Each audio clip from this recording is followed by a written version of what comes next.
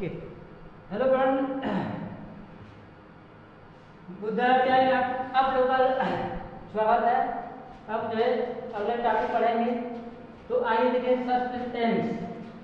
सब्स्टेंस क्या होता है?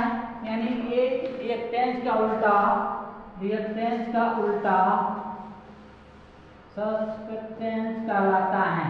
रिएक्टेंस का उल्टा सब्स्टेंस कहलाता है। या इस तरह भी पूछ सकते हैं, रिएक्टेंस का उल्टा क्या होता है? सब्स्टेंस होता है। ठीक है, या सब्स्टेंस क्या चीज होता है? यानी रिएक्टेंस का उल्टा सब्स्टेंस कहलाता है। ठीक, अब आगे मिलेगा लैकिंग धारा। लैकिंग धारा क्या होता है भाई? लैकिंग,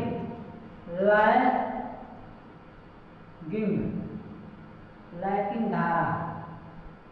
ठीक, लैकिंग धारा यानी परिपथ में धारा वोल्टेज से पीछे, यानी परिपथ में धारा वोल्टेज से पीछे, धारा वोल्टेज से पीछे हो, उसे लैकिंग धारा कहते हैं। लैकिंग धारा यानी परिपथ में धारा वोल्टेज से पीछे रह जाता है, उसे लैकिंग धारा कहते हैं। ठीक है, अब आगे मिलेगा लीडिंग। लीडिंग धारा। ठीक, लीडिंग धारा वह धारा होता है परिपथ में धारा वोल्टेज से आगे होता है, उसे क्या कहते हैं? लीडिंग धारा कहते हैं। लैकिंग धारा किसे कहते हैं? धारा वोल्टेज से पीछे हो, उसे लैकिंग धारा कहते हैं। ठीक, तो लैकिंग धारा लीडिंग धारा हो गया। धारा वोल्टेज से पीछे रह जाना लैकिंग धारा कहलाता है। लीडिंग धारा वोल्टेज से आगे हो, उसे लीडिंग धारा कहते हैं। अब आगे मिलेगा साइन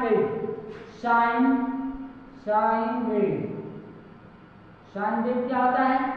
ठीक, तो साइन वेव वह वेव होता है जो प्रत्यावर्ती विद्युत धारा या वोल्टेज के फेज कोण के साइन वैल्यू के समय अक्ष पर खींचा गया वक्र साइन वेव कहलाता है। ठीक है, साइन वेव क्या होता है? यानी प्रत्यावर्ती विद्युत धारा या वोल्टेज के फेज कोण के साइन वैल्यू के समय अक्ष पर खींचा गया वक्र साइन वेव कहलाता है। ठीक, अब आगे टॉपिक मिलेगा आपका इंडक्टिव परिपथ। जो इसे बता चुके हैं कि धारा वोल्टेज से लैग करता है, उसे इंडक्टिव परिपथ कहते हैं, यानी 90 अंश लैग करेगा। तो ये तो किसे बता चुके हैं, आगे आप बढ़ते हैं। ठीक,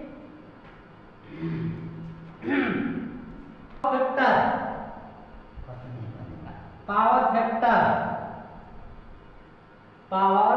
फैक्टर यानी शक्ति गुणक। पावर फैक्टर में होता है शक्ति गुणक। शक्ति गुणक किसे कहते हैं? वास्तविक पावर एवं आभासी पावर का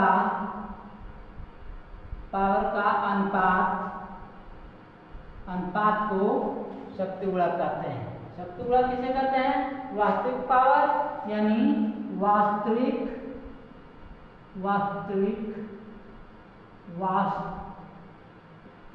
पावर,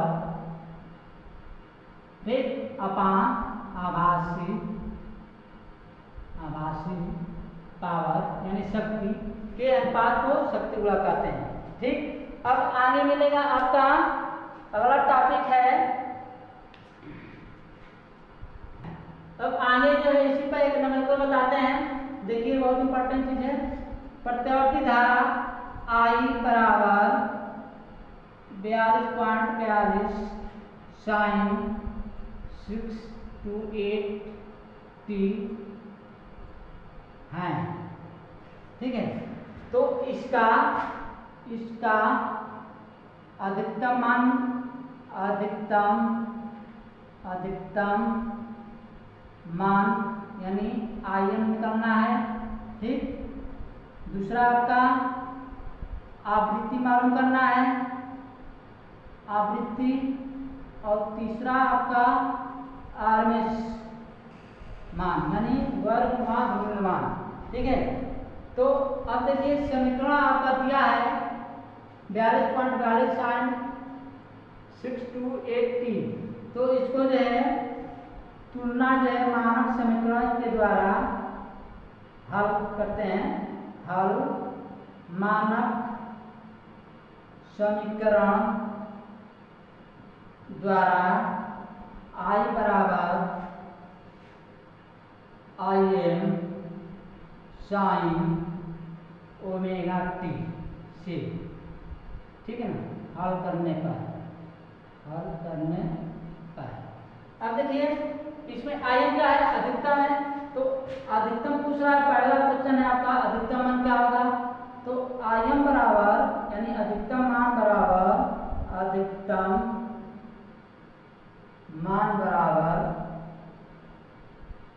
Im बराबर आपका ये अधिकतम मान होता है 42.42। ठीक है, एम्पियर। अब पूछेगा कि आवृत्ति कितना होता है, यानी दूसरा नंबर है कि आवृत्ति मालूम करना है। आवृत्ति यानी फ्रीक्वेंसी तो जो है ये आपका WT बराबर आवृत्ति जो है WT से शो करते हैं। तो WT बराबर 6280 जो दिया है T। ठीक, इसको हल करेंगे तो T से T कट जाएगा। तो W बराबर होता है 628। ठीक, अब जो है W का जो है मान लिख देते हैं 2 पाई f। ठीक, f यानी आवृत्ति हमको मालूम करना है।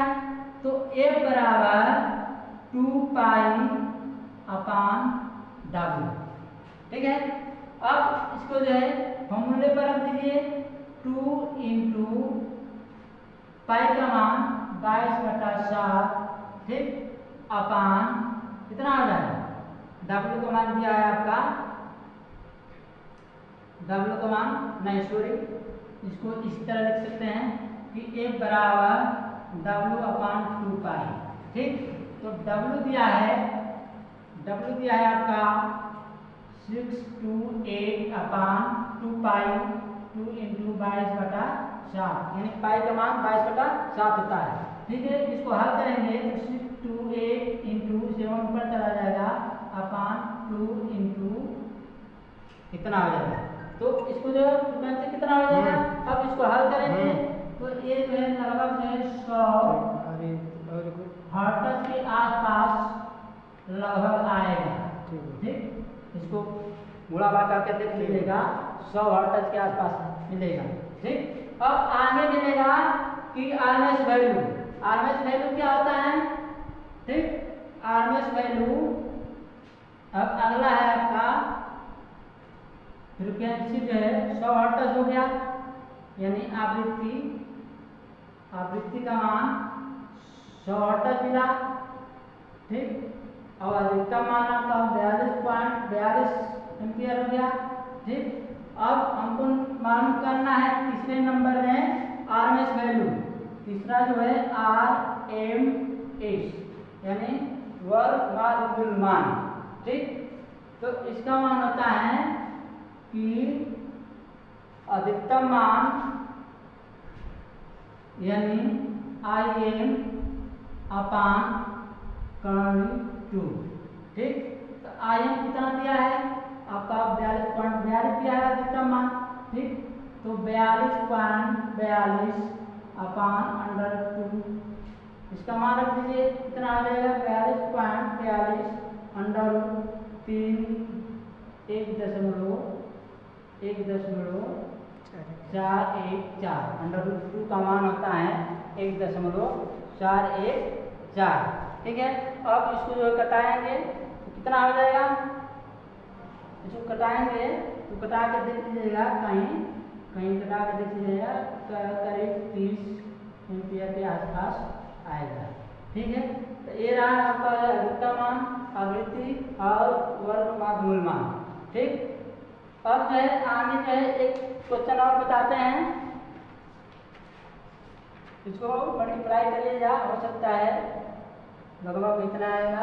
ठीक, अब आगे एक क्वेश्चन और बताते हैं जो बहुत ही इम्पोर्टेंट है। तो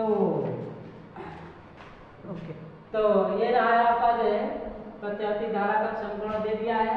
अगर अब क्वेश्चन पूछेगा तो क्या क्या निकालना है, उसके हिसाब से जो है आप जो है निकाल सकते हैं, क्योंकि ये भी ज़्यादा कॉम्पिटिटिव एग्जाम में पूछे जाते हैं। अब आगे जो लास्ट जो है क्वेश्चन मिलेगा, लास्ट पॉइंट है कि पावर फैक्टर को बढ़ाया जा सकता है, यानी पावर फैक्टर को यानी शक्ति गुणक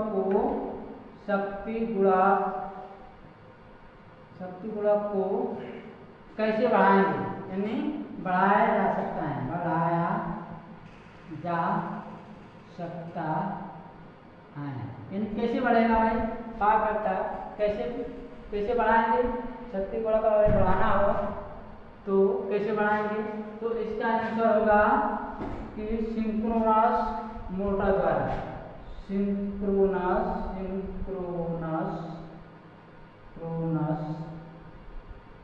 मोटर के द्वारा, ठीक है, सिंक्रोनस मोटर लगा के शक्ति गुणक को बढ़ा सकते हैं। तो ये रहा आपका जो है प्रत्यावर्ती धारा चैप्टर, बहुत इंपॉर्टेंट रहा, तो ज़्यादा जो हम किसी एग्जाम में पूछे जाते हैं। अब जो है अगले टॉपिक अगले